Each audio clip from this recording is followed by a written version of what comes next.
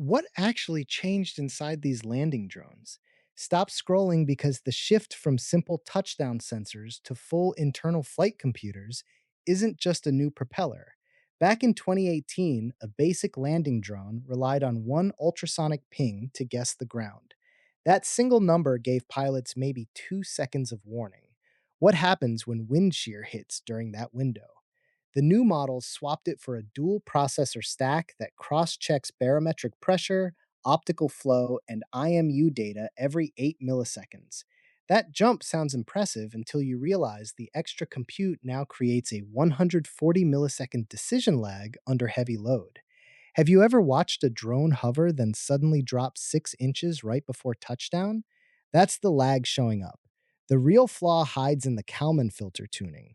Older firmware used a fixed gain that treated every surface the same. Newer code tries to adapt but still overcorrects on reflective rooftops or wet grass.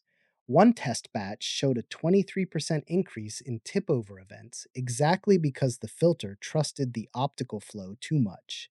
So the question becomes, does adding more sensors actually solve landing or just move the failure point inside the code?